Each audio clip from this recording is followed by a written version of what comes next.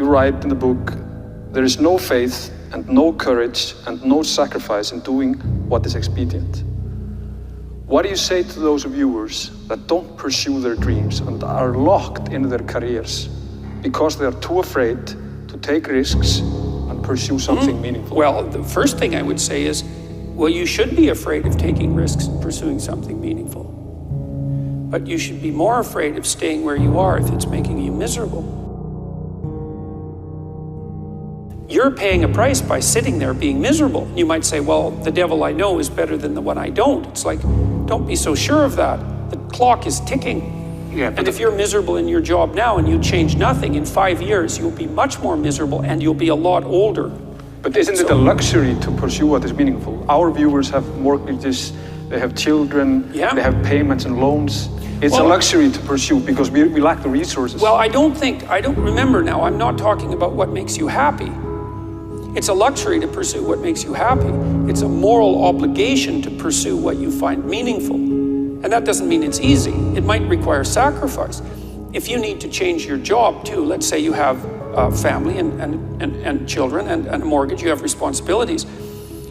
You've already picked up those responsibilities. You don't just get to walk away scot-free and say, well, I don't like my job, I quit. That's no strategy. But what you might have to do is you think, well, this job is killing my soul. All right, so what do I have to do about that? Well, I have to look for another job. Well, no one wants to hire me. It's like, okay, maybe you need to educate yourself more. Maybe you need to update your curriculum vitae, your resume. Maybe you need to overcome your fear of being interviewed. Maybe you need to sharpen your social skills. Like, you have to think about these things strategically. If you're going to switch careers, you have to do it like an intelligent, responsible person. That might take you a couple of years of effort to do properly.